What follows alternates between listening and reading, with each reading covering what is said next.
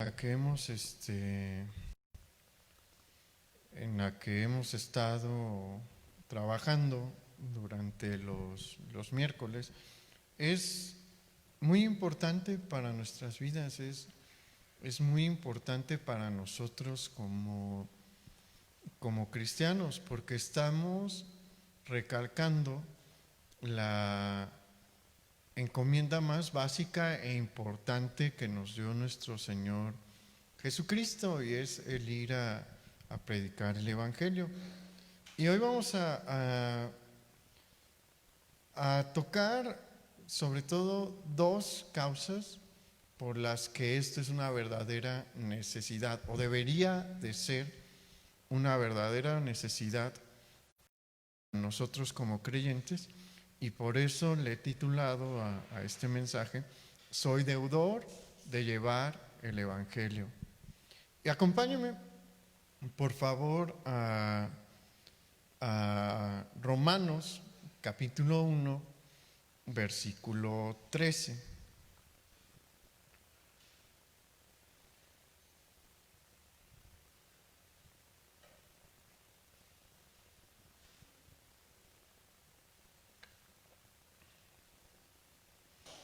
Romanos capítulo 1, versículo 13. Estas son palabras del apóstol Pablo en su carta a la iglesia en Roma, a los romanos, ¿no? A los cristianos romanos. Y en el versículo 13 nos dice lo siguiente: pero no quiero, hermanos, que ignoréis que muchas veces me he propuesto ir a vosotros, pero hasta ahora he sido estorbado, para tener también entre vosotros algún fruto, como entre los demás gentiles, a griegos y a no griegos, a sabios y a no sabios. ¿Qué dice ahí? Soy deudor. Así que, en cuanto a mí, pronto estoy a anunciaros el Evangelio también a vosotros que estáis en Roma. Y en estos 3 versículos del capítulo inicial de la epístola de Pablo a los romanos, podemos ver el corazón que tenía el apóstol para predicar el Evangelio. No sabemos desde qué punto en su ministerio él sintió este deseo de ir a la iglesia que estaba en Roma, pero lo que sí sabemos es que fue un tiempo atrás, a la fecha en la que se redacta la epístola a los romanos, pero no había podido ir. Por X y Y razón se le complicó a Pablo el viaje, o el Espíritu Santo lo guiaba a otros lugares, y no había podido ir a Roma. Pero de especial interés en este pasaje que leímos es el versículo 14, porque ahí Pablo hace una declaración importante y la recalcamos cuando hicimos nuestra lectura, y es que él tiene una deuda. ¿Y en qué consiste esa deuda? En ir y predicar el Evangelio a toda persona. Y póngase a usted a pensar, el apóstol Pablo era una persona importante y sentía esta deuda sobre su persona. ¿No deberíamos también nosotros sentirla? ¿No deberíamos nosotros tener ese mismo sentir que el apóstol Pablo, de ir y predicar el Evangelio a toda persona? Y bien, allí encontramos en ese versículo 14 que el mensaje de Jesús es universal. ¿Por qué? Porque la expresión que Pablo usa a griegos y a no griegos, a sabios y a no sabios, señala que el Evangelio es para todos. No está limitado a un grupo de personas. El Evangelio no discrimina en el sentido de que no es exclusivo de una determinada raza o un determinado sexo, no, o una determinada edad. El Evangelio es para todos los hijos de Adán, para todos los seres humanos. Y es el mismo para las mujeres, para los hombres, para los ricos, para los pobres, para los que tienen una tez morena, para los negros, para los blancos, los amarillos, para todos. Mire, el Evangelio es súper inclusivo y de verdad que lo es. Esa palabra se ha puesto muy de moda en los ámbitos políticos, ¿no? Se nos dice que debemos de ser inclusivos, con otra connotación, ¿no?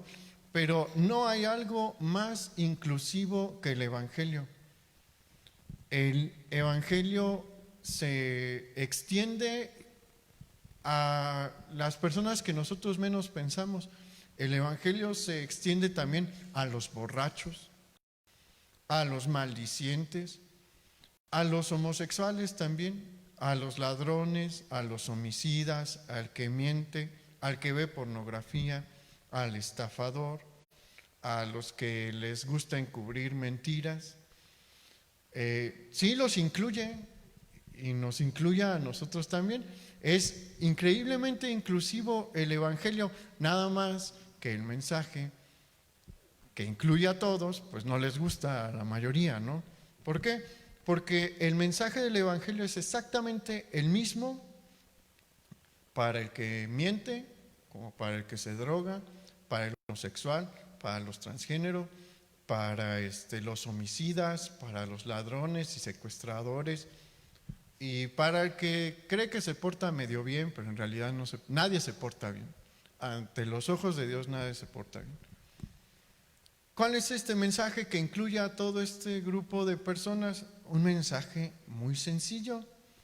El mensaje del Evangelio le dice al homosexual y al borracho y a todos que todos somos pecadores. Por eso no le gusta a nadie. Mire, muchos se intentan escudar diciendo que pues yo nací así. Y el borracho también lo dice, ¿no? No dice que nació así porque nadie agarra un bibi de ron, ¿no? O así. Pero dicen, pues desde chiquito a mí me dieron a probar y me gustó y nunca lo dejé.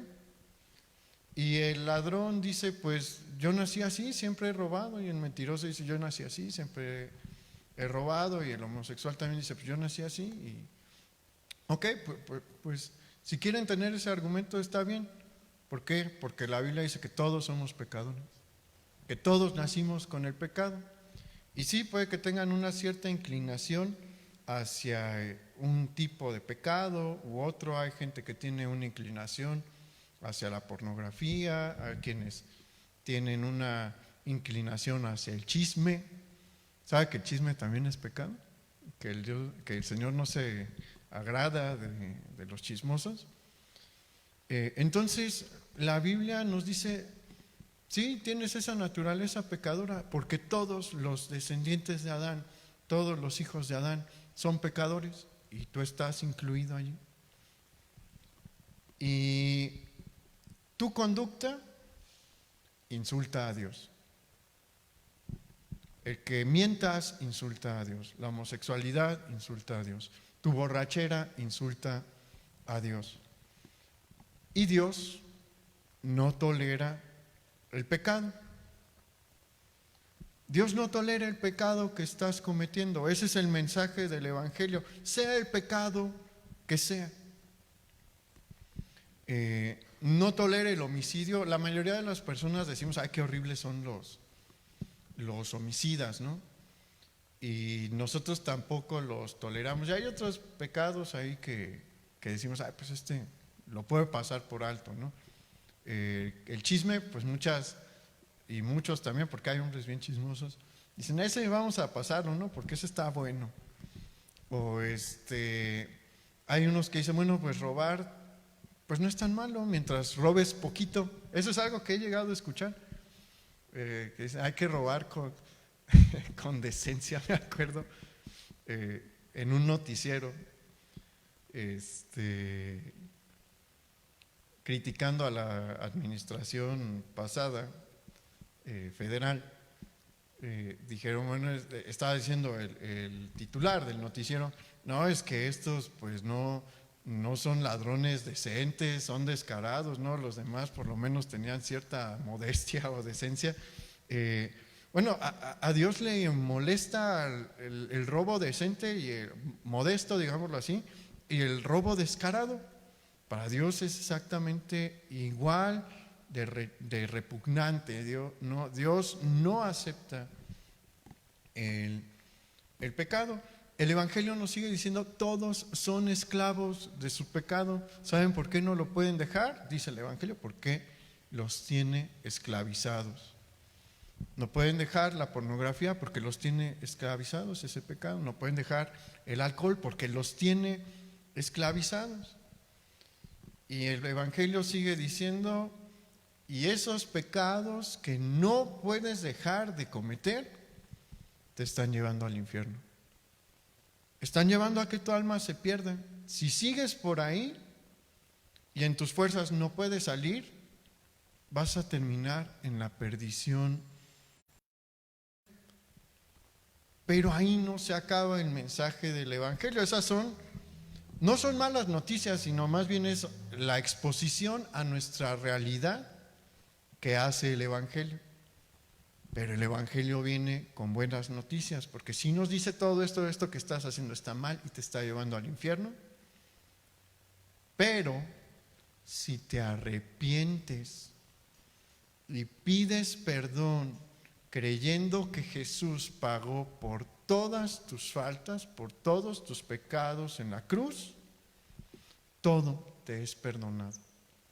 Y Él te ayuda a cambiar y te da una nueva vida y eres libre del pecado que no podías dejar. Y las cadenas que te ataban ya no te tienen sujeto. Esa es una gran noticia, ¿no? La del Evangelio. ¿Saben que la quieren censurar?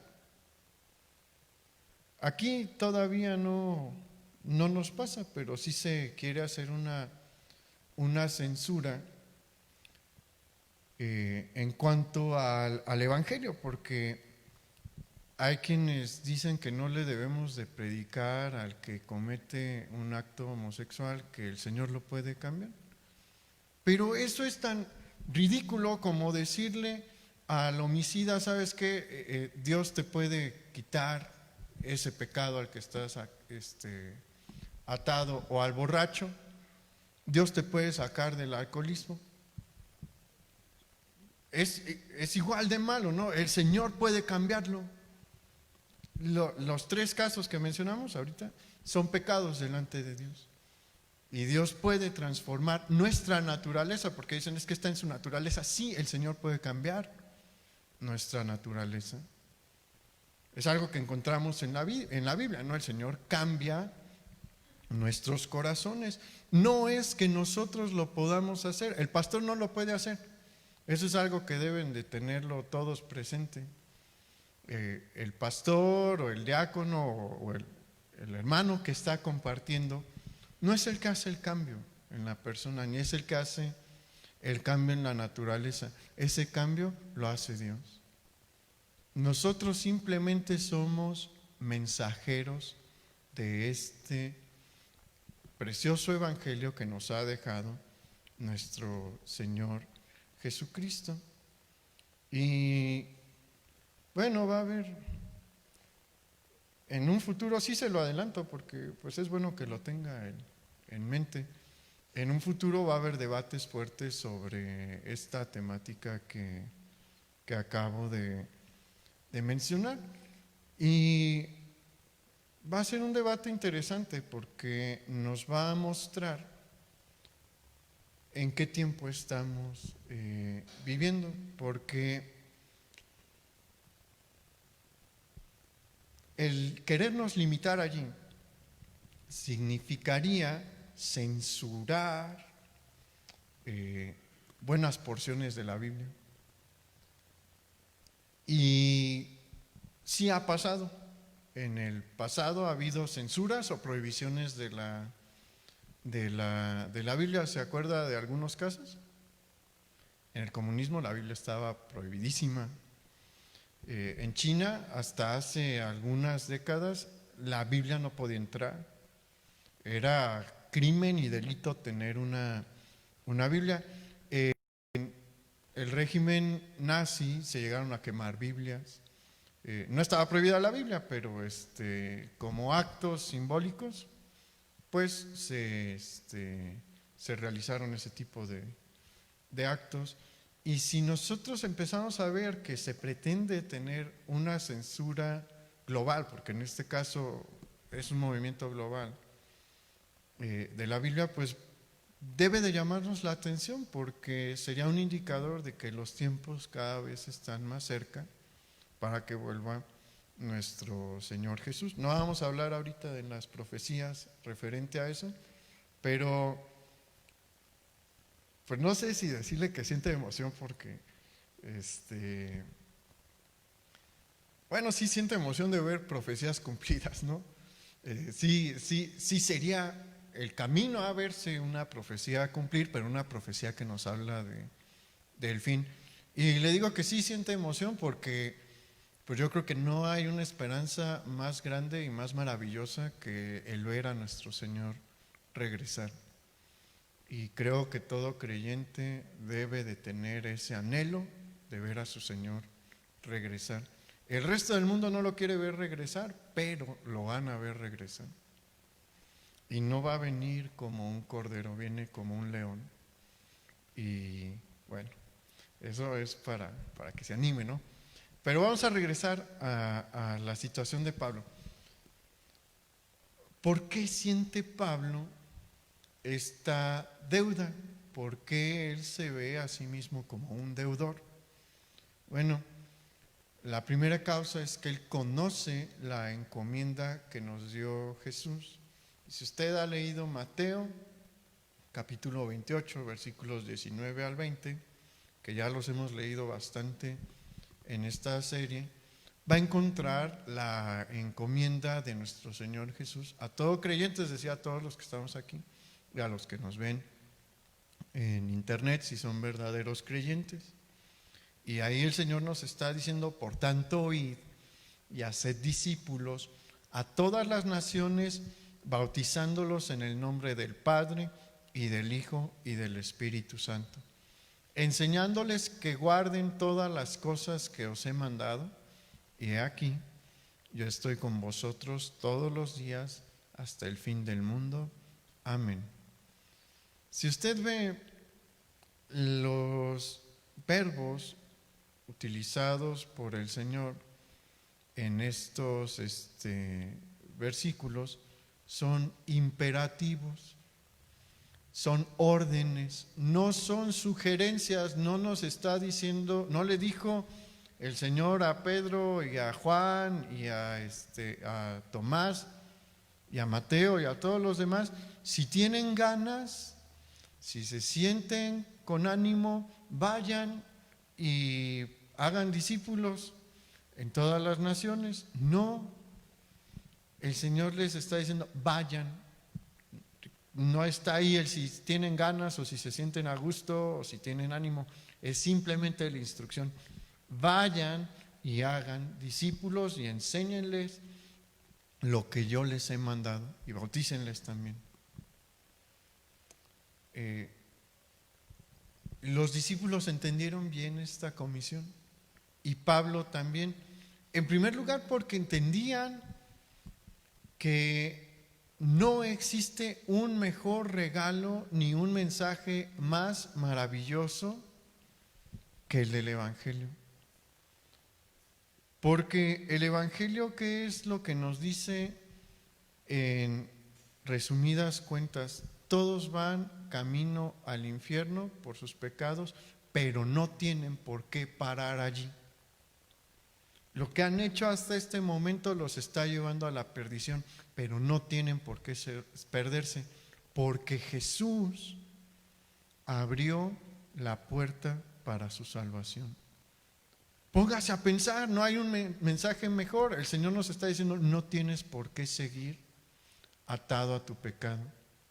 Estás atado hoy, pero no hay razón para que sigas allí, porque yo te puedo liberar. La puerta que tú no puedes abrir, yo la puedo abrir. Es una maravilla ese mensaje. Jesús nos está diciendo, no tienes por qué ser castigado por toda la eternidad. Puedes estar conmigo toda la eternidad y librarte de todo ese sufrimiento y de todo ese castigo. Eso es maravilloso, ¿no? Nadie tiene por qué acabar allí. Pero a mucha gente no le gusta porque hay un pero necesitas creer en él. Necesitas reconocer que lo que hiciste está mal y que yo te puedo liberar y que yo te puedo perdonar. Pero reflexiónelo bien y viéndolo desde de un punto de vista objetivo, es el mejor mensaje que ha recibido la humanidad. Y aparte de eso, el Señor le dice, ¿y sabes qué? Voy a estar contigo. Si tú quieres que te cambie y quieres que te perdone, lo voy a hacer. Y aparte voy a estar contigo siempre. Y en medio de los problemas te voy a ayudar, te voy a sacar adelante. Es un mensaje maravilloso. Y aparte, una cosa que animaba tanto a los discípulos era la resurrección. ¿Por qué? Porque la resurrección era un sello de seguridad y sigue siendo un sello de seguridad de que lo prometido por Jesús y por el Señor en el Antiguo Testamento era real y se va a cumplir. Por eso a ellos no les importó dar su vida, porque sabían lo que venía después. Imagínense, dice la Escritura que nosotros somos bienaventurados porque sin haberlo visto con nuestros propios ojos hemos creído. Pero ellos sí lo vieron. Ellos vieron cómo Jesús estuvo colgando del madero. Por lo menos Juan vio cómo llegó el guardia romano y le clavó en el costado la lanza a Jesús y cómo salió sangre y agua. Y vieron cómo, bueno, probablemente ellos no, pero las mujeres sí vieron cómo José de Arimatea llevó el cuerpo de Jesús a una tumba, cómo la cerraron y cómo los guardias romanos se pusieron ahí a cuidar de la tumba.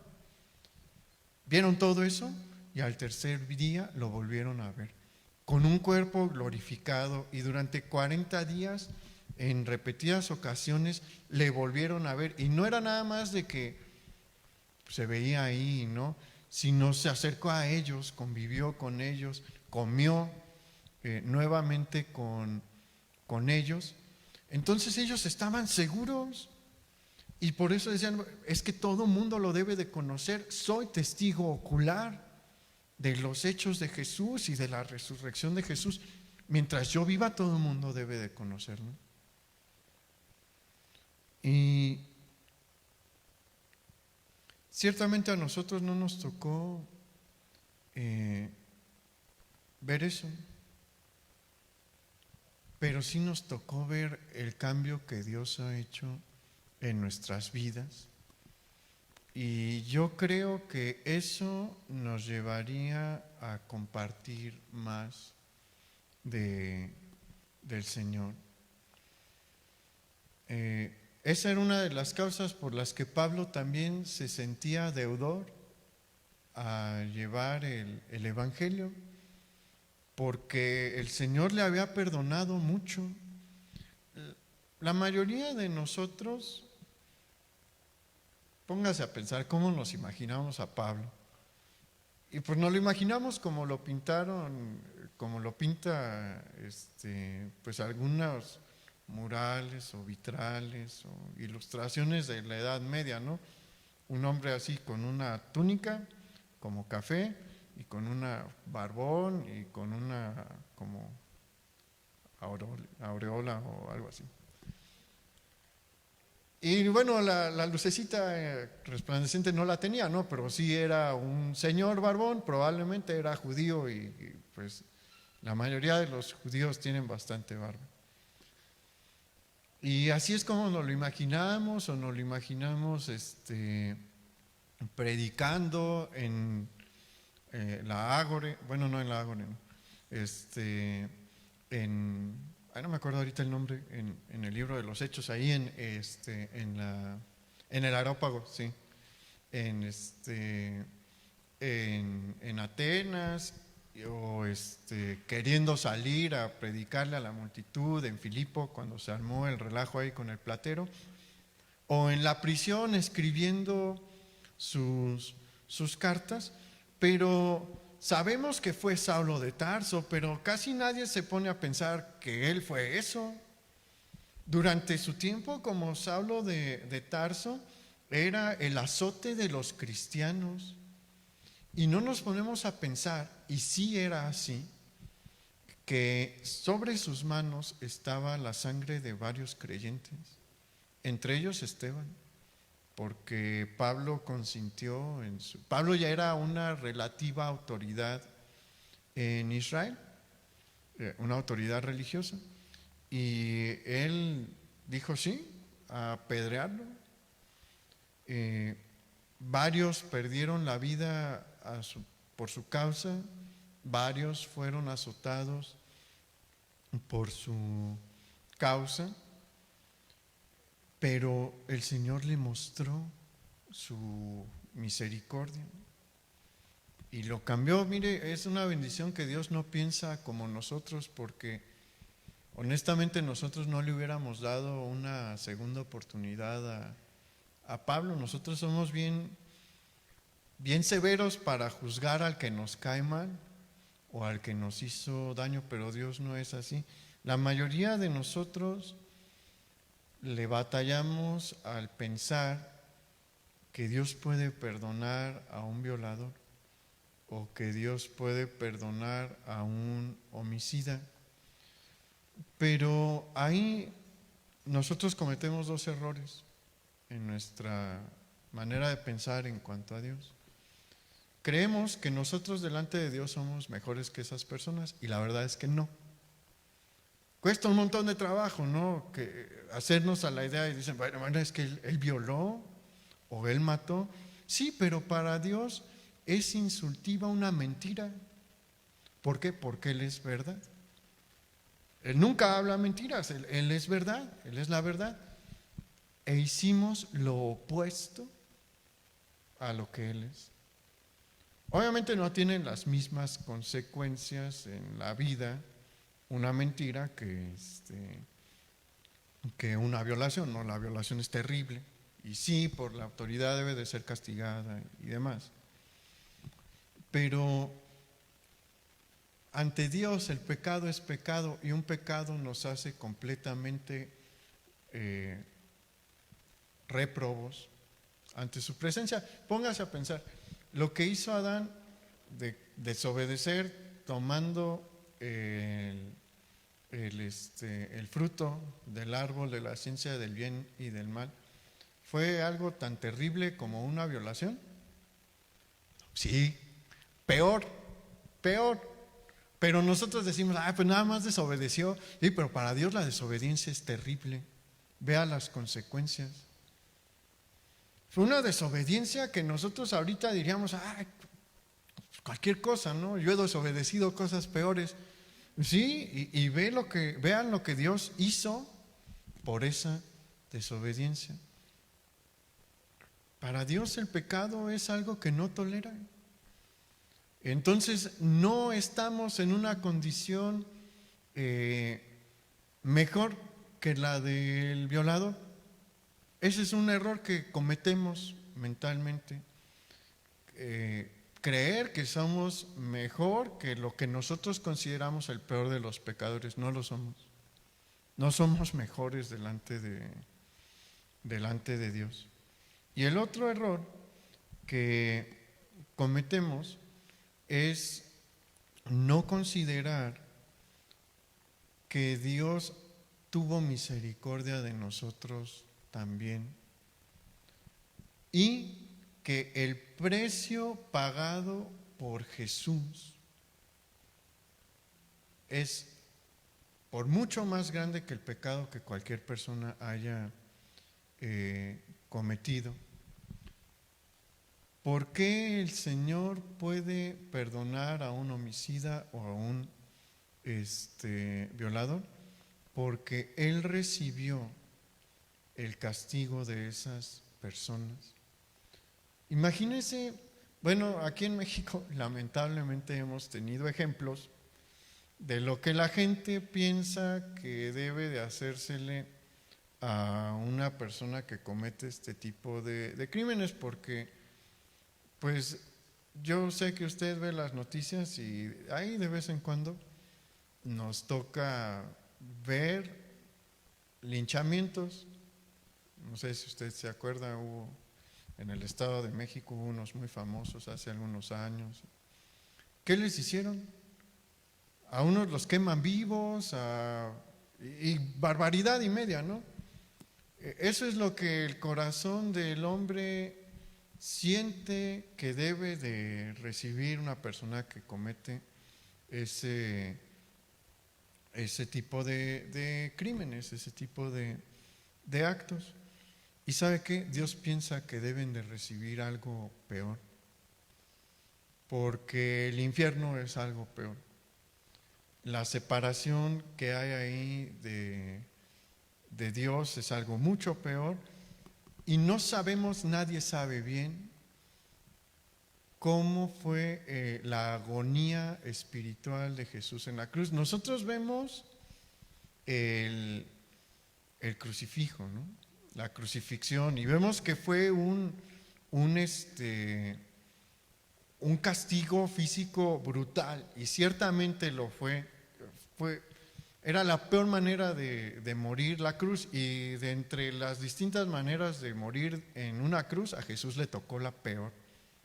Físicamente sufrió mucho, pero Jesús, cuando estaba en Getsemaní, no estaba preocupado. Él ya sabía lo que le iba a pasar a su cuerpo, pero lo que le hacía estar en agonía no era lo que le iba a pasar a su cuerpo, sino lo que iba a experimentar en su espíritu, porque ahí fueron cargados sobre él todos nuestros pecados. ¿Y eso qué significa?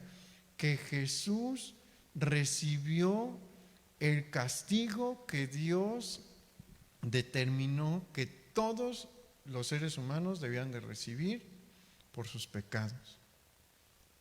Imagínense lo que Jesús, ni lo podemos imaginar nada más. Y aparte Él era Dios santísimo, recibiendo ese castigo. Entonces por eso Él no puede, no es que el pecado de las personas haya sido pasado por alto, no se pasó por alto. Un inocente, el más santo de todos los santos, recibió lo que nosotros debíamos de recibir. Entonces, por eso el Señor puede perdonar a todos los pecadores.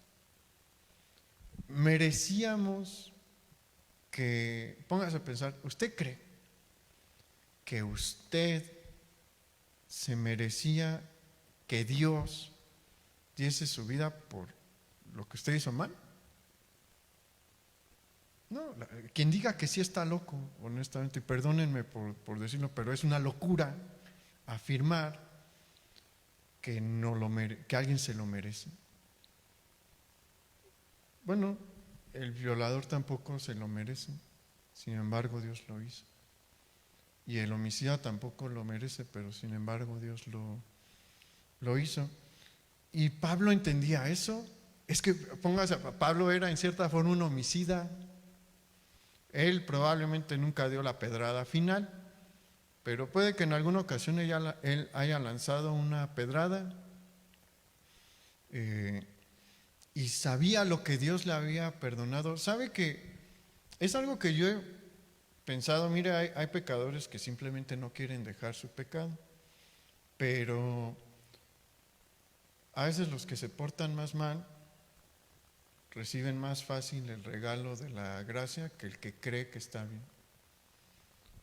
¿Por qué? Porque pues muchos creen que ahí la llevan, que Dios va a decirles, tú viviste muy bien, pásale. Pero están muy equivocados. Miren, el Señor Jesús habló un poco sobre esto. Acompáñame por favor a Lucas capítulo 7, versículo 36.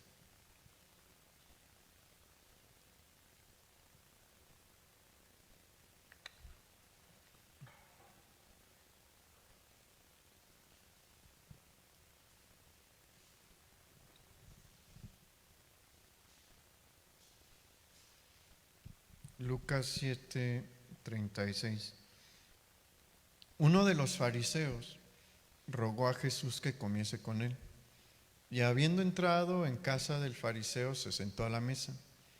Entonces una mujer de la ciudad que era pecadora, esa expresión de que era pecadora significa muy probablemente que era prostituta. Dice, al saber que Jesús estaba a la mesa en casa del fariseo, trajo un frasco de alabastro con perfume, y estando detrás de él a sus pies, llorando, comenzó a regar con lágrimas sus pies, y las enjugaba con sus cabellos, y besaba sus pies, y los ungía con el perfume.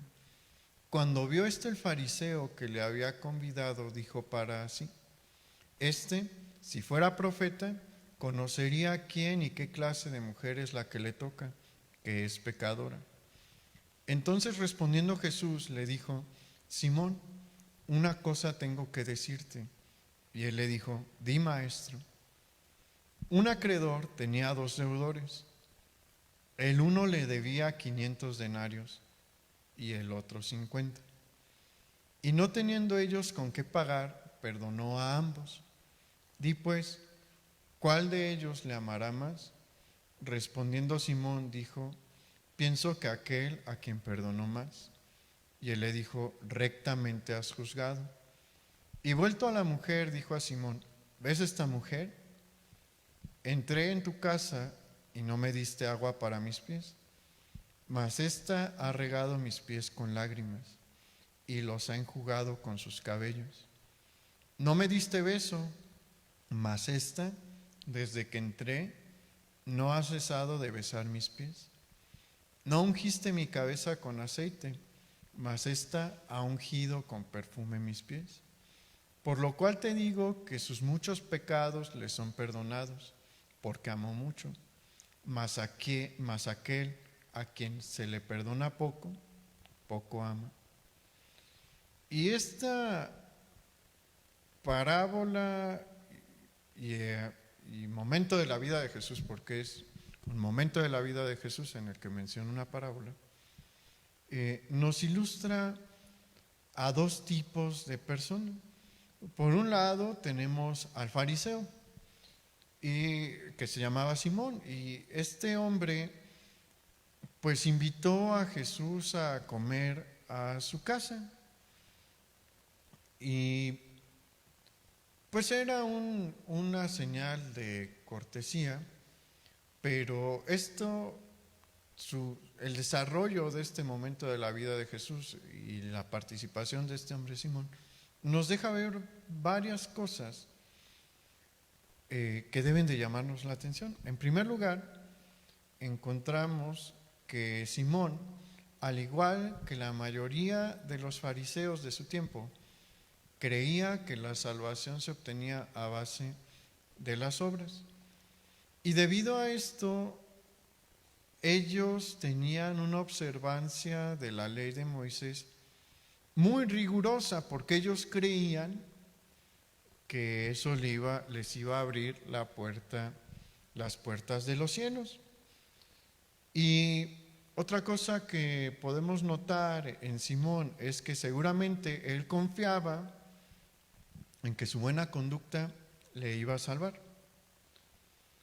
probablemente sí se portaba muy bien. Mire, si usted se topaba con un fariseo, se iba a topar con una persona pues recta. Había distintos tipos de fariseo. Acuérdese que había dos divisiones, bueno, había tres divisiones en el pueblo de Israel, pero dos eran las más importantes, los saduceos y los fariseos. Los saduceos eran más mal portados, los fariseos no. Y dentro de los fariseos pues había quienes lo hacían por orgullo, la mayoría lo hacían por orgullo porque se jactaban de sus buenas obras, pero había otros como José de Arimatea o Simón de Cirene, que tenían un corazón recto, lo hacían por amor a Dios. Entonces, esos, como Simón de Cirene o José de Arimatea, pues si uno se topaba con ellos, con ese tipo de fariseo, pues eran personas muy buenas.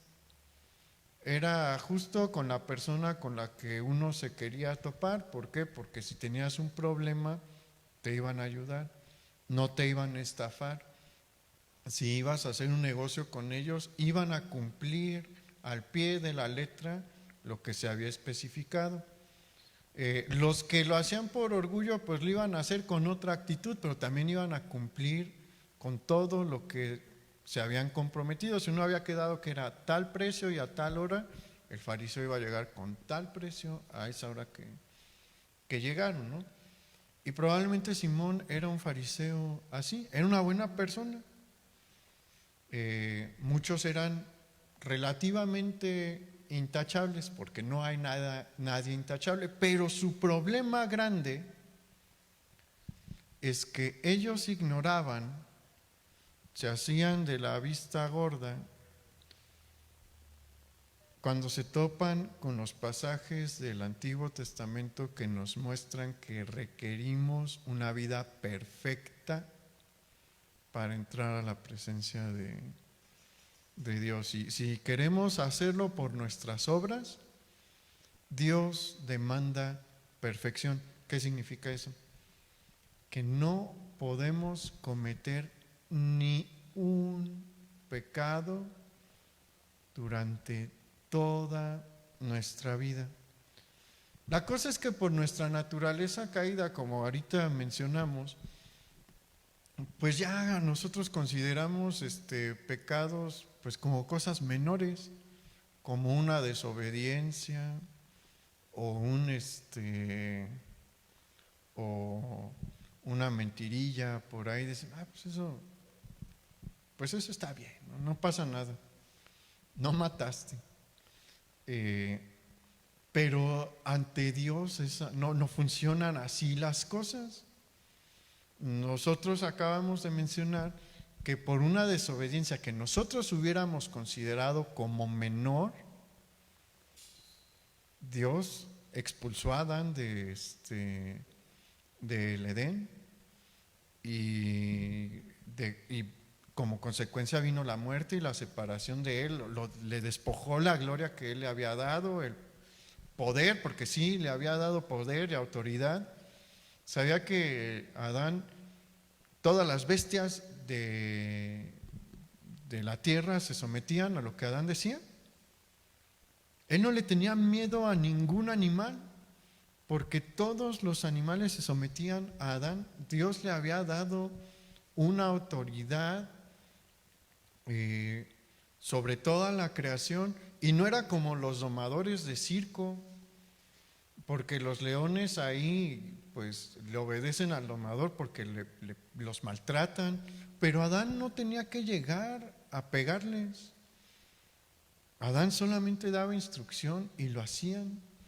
¿Por qué? Porque Dios le había dado esa autoridad y Dios se la quitó por esa desobediencia que nosotros hoy veríamos y vemos como algo menor. Entonces los fariseos pasaban por alto eso, que la menor de las mentiras, que los pensamientos, porque ni le hablo de lo que a veces pensamos,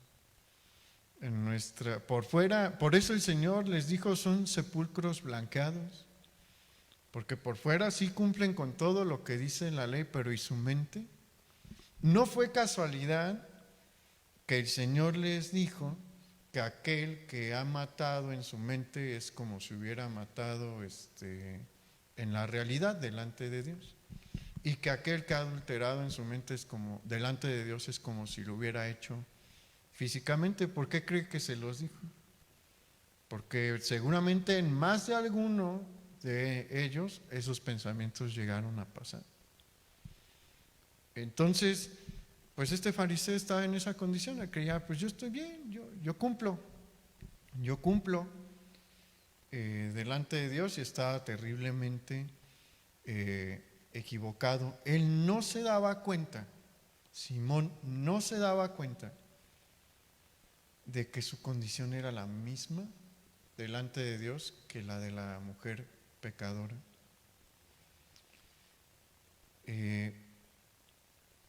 Una cosa más que encontramos es que el fariseo Simón se veía a sí mismo como a la par con Jesús. Y lo vemos por lo que Jesús le menciona. Mire, en el Medio Oriente, una invitación a comer o a cenar era algo particular. Sí era una señal de respeto, pero también podía ser una señal de camaradería, es decir, de amigos, ¿no? O de personas que están al mismo nivel. Cuando una persona que uno consideraba de alta estima, en una condición superior a la que uno tiene, se le daba un servicio especial, que es el que Jesús describe aquí. Se le ofrecía un recipiente con agua para que ahí lavase sus pies. Recuerde que en ese tiempo la mayoría usa sandalias, entonces sus pies tienden a estar pues sucios. Y si tenían a un siervo que hiciera ese trabajo, le decían, oye, vente a lavarle los pies al maestro. Y si no tenían un siervo, el señor de la casa lo hacía, o el hijo menor, ¿no? Si no había hijo menor, el señor de la casa lo hacía, lavaba los pies del invitado de honor, y secaban también sus pies, les ofrecían aceite, que era, hagan de cuenta, como crema humectante para la cara. O sea, hacían que la persona se refrescara al momento de entrar a casa, ¿no? No vemos nada de eso cuando él entra a la casa de Simón. Simplemente lo invitan a comer. ¿Y eso qué significa? Que Simón se veía en el mismo nivel que Jesús. Probablemente Simón era un rabino o un conocedor de las Escrituras, entonces él se decía a sí mismo, yo soy maestro de Israel también, Jesús es maestro de Israel, los dos estamos en el mismo nivel, pero la diferencia está en la mujer. Esta mujer reconocía que Jesús estaba en otro nivel. Y mire, es muy curioso ponerse a pensar qué hacía a este hombre pensar que estaba al mismo nivel que Jesús. Los discursos de Jesús por mucho eran mejores que los suyos. Si hubiera sido una persona trascendente, se hubieran salvado sus discursos. No, en este punto de la vida de Jesús ya dio el Sermón del Monte, que es uno de los discursos más famosos del Señor. Es un discurso maravilloso. No hay ninguno de Simón. Entonces, para empezar, los discursos de Jesús y las enseñanzas de Jesús son por mucho más elevadas que las de Pero vamos a dejar eso de un lado. ¿A cuántas personas cree usted que Simón sanó? ¿A cuántos ciegos cree que les regresó la vista? ¿A cuántos cojos los puso a caminar? ¿A cuántos enfermos levantó Jesús? Ya había levantado a bastantes. Y Simón, a ninguno.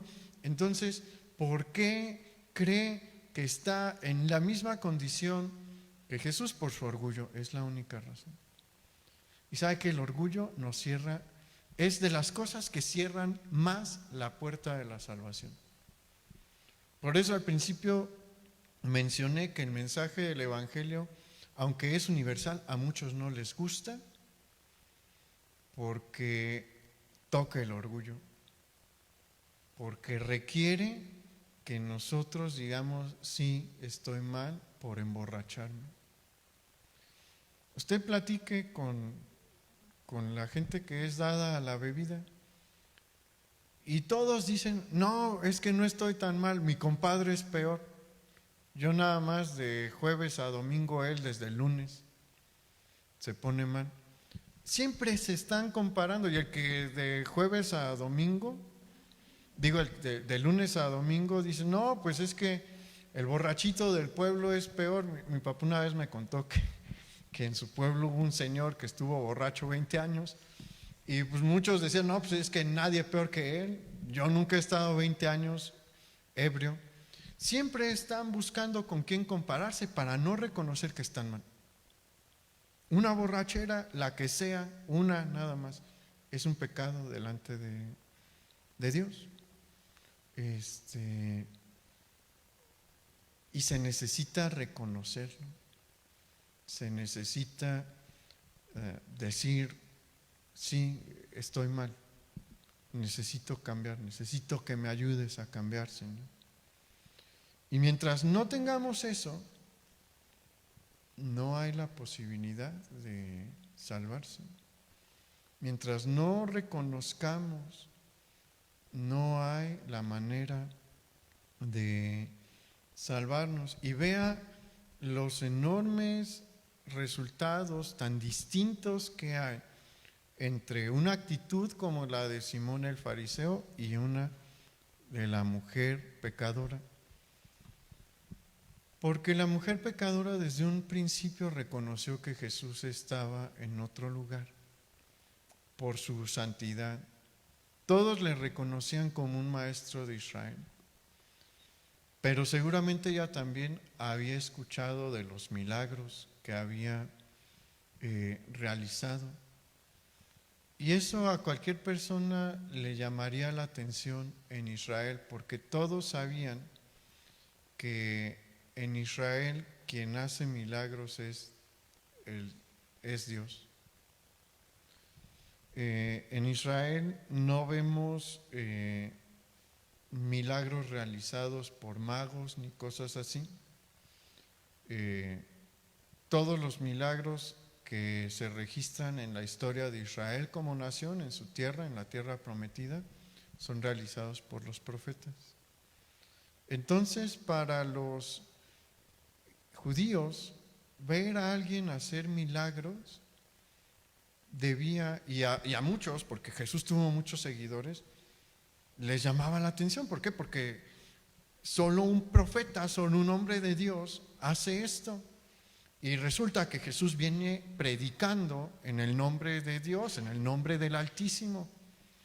Entonces, cuando ella entiende esto, dice, sí, Él es mejor y no puedo hacer otra cosa más que humillarme delante de Él. ¿Y qué pasó? Jesús le perdonó todo lo que hizo. ¿Y a Simón? No. Vea lo que dice en la parábola. Habla de dos deudores. Los denarios son la moneda que se paga por el salario del día. Era algo así como el salario mínimo, haga de cuenta. Pero era obviamente más alto que el salario mínimo. Y uno le debía 50 denarios a este señor y el otro 500. ¿Qué significaba? Bueno, que uno le debía casi 2 meses de trabajo, otro le debía más de un año de trabajo. El de 500 denarios era una deuda pues ya que era considerada en muchos casos impagable. Y Jesús menciona, se las perdona. Los dos tenían una deuda. Le estaba diciendo a Simón, tú tienes una deuda también. Probablemente no es tan grande como la de la mujer que está aquí, pero también tienes una deuda. Pero a él no se la perdonó. ¿Por qué? Porque no se lo pidió. Nunca se humilló delante de él. Entonces, aquí vemos nosotros que todos estamos en la misma condición que la mujer pecadora. Todos le tenemos una deuda para con el Señor. Y no la podemos pagar. Pero el Señor nos ofrece perdonarla. Y sabe que nuestra reacción natural, cuando, en nuestro caso, los que estamos aquí, que hemos sido perdonados por el Señor, debería de ser también una actitud de amor hacia el Señor, una actitud de servicio hacia el Señor. ¿Y cuál es la mejor manera en la que lo podemos servir? Obedeciéndole a lo que nos dijo en Mateo 28. Y eso debería de ser una razón suficiente, completamente suficiente, para que nosotros estuviésemos predicando el Evangelio todos los días. Ya hemos platicado que no es necesariamente hablar todos los días. Vivir una vida cristiana es una manera de predicar también. Pero si eso no nos es suficiente, el Señor nos dejó una advertencia también. Acompáñenme a ver la advertencia. Vamos a Ezequiel 33, por favor.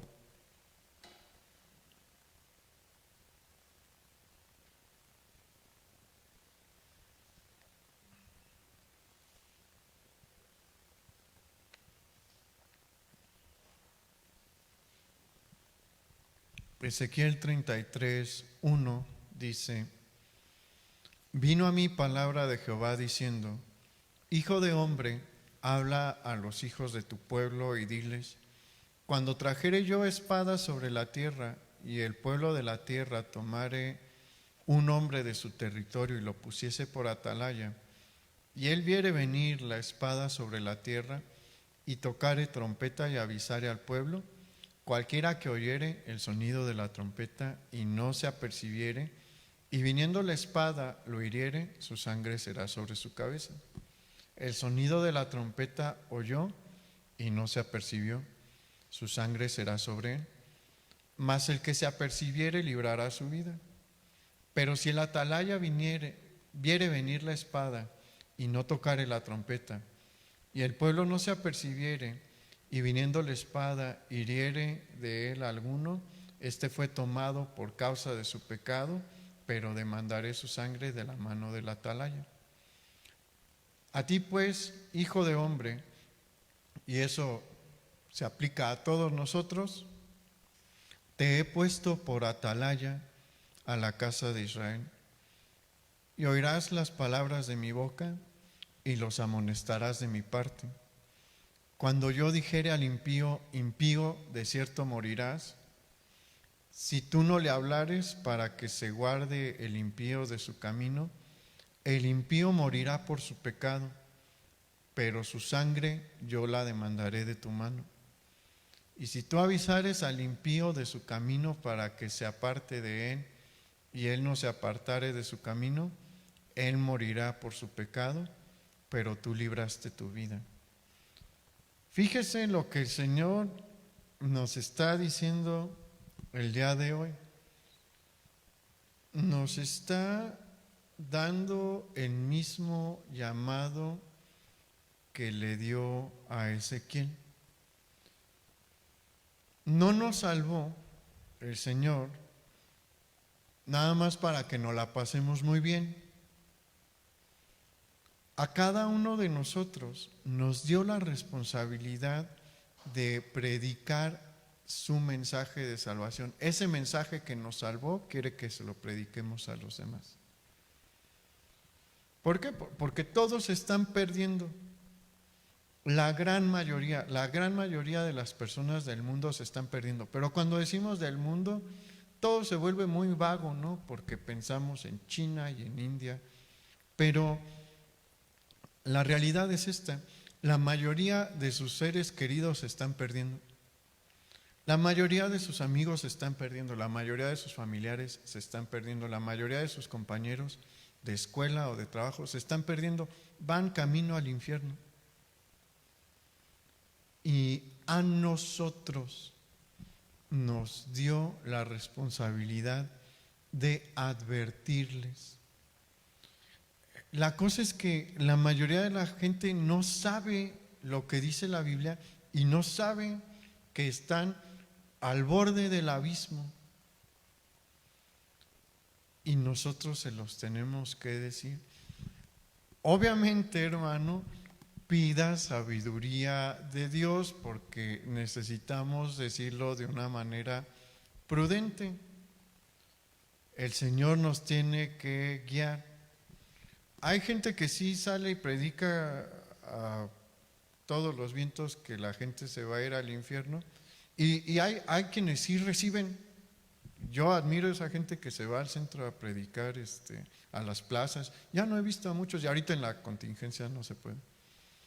No lo haga, hermano, no se vaya en medio de la contingencia a predicar así, no es sabio. Pero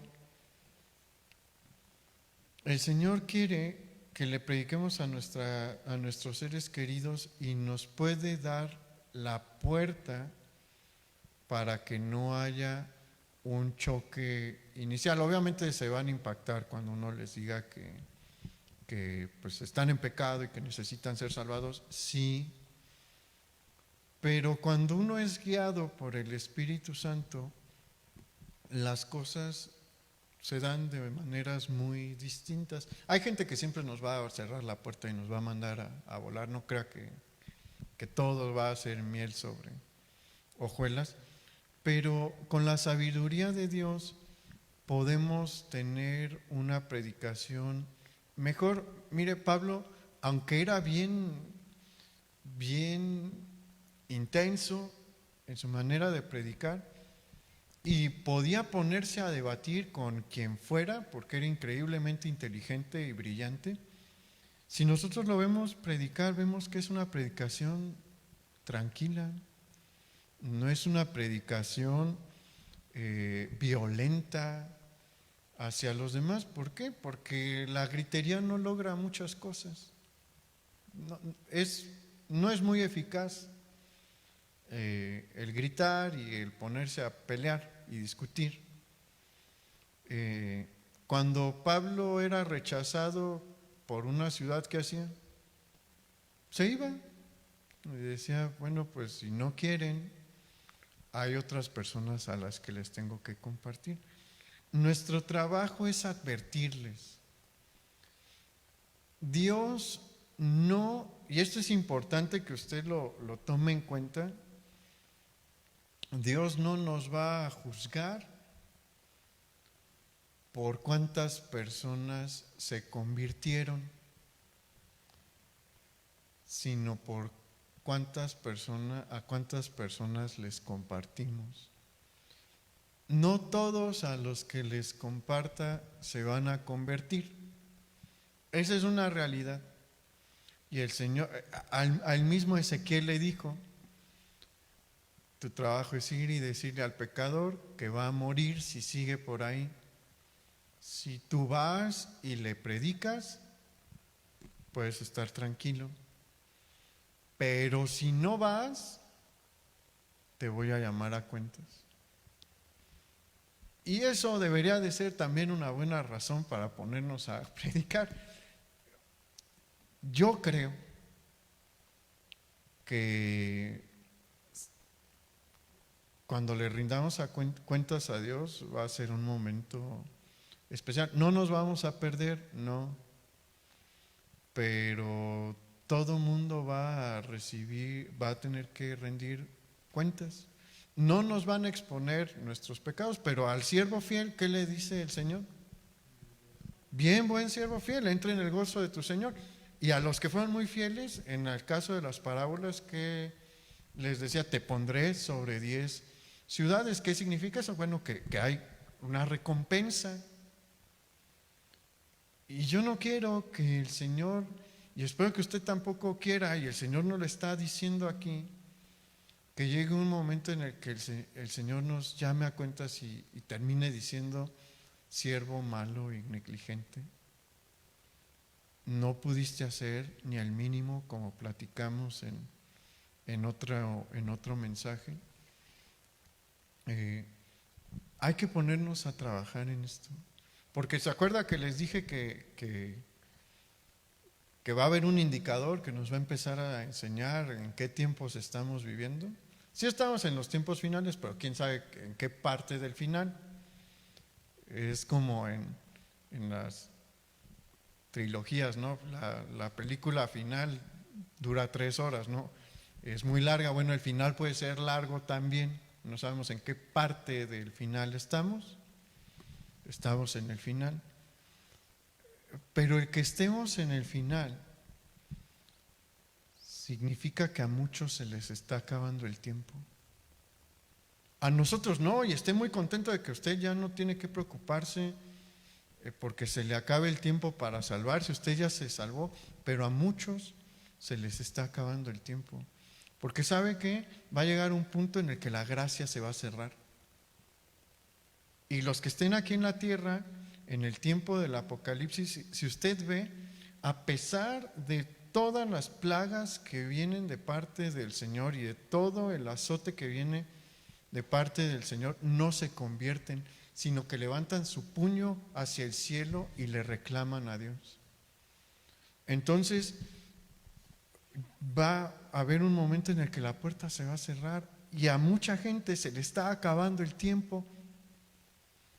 Y yo no quiero que el Señor me diga, cuando se les estaba acabando el tiempo, te dije que fueras y predicaras y no lo hiciste. Mejor hay que presentarnos como Pablo, ¿no? Pablo dijo, yo me puedo presentar como un obrero que no tiene de qué avergonzarse. Eso ya es decisión de cada quien, si vamos a prestar atención a esta llamada que nos está haciendo el Señor hoy. Vamos a orar, hermanos. Señor, muchas gracias por este mensaje. Gracias por recordarnos que tu reloj sigue avanzando, tu reloj no se ha detenido en ningún momento. Y cada minuto que pasa es un minuto que está más cerca el cierre de la puerta de la salvación. Y hay muchos a nuestro alrededor que no han oído el mensaje. Perdónanos, Señor, por si hemos sido negligentes. Perdónanos por si hemos sido flojos y hemos tomado en poco este mensaje y esta misión tan importante que tenemos. Ayúdanos a ser valientes, Señor, porque se ocupa ser valiente. Ese fue un común denominador en todos tus siervos. Fueron valientes. Todos sabían, como nosotros sabemos en nuestro interior, que tu mensaje es un mensaje maravilloso, pero que incomoda a muchos. Y que podemos perder amistades, que podemos perder relaciones. Pero es mejor advertirles y que se salven a quedarnos callados. Y es mejor advertirles, y aunque ellos rechacen, nosotros nos podemos presentar como siervos fieles delante de ti. Danos el mismo valor que ellos tenían, que no era de su corazón, sino de tu Espíritu Santo. Ayúdanos, Señor, porque queremos obedecerte. Te lo pedimos en el nombre de Jesús. Amén.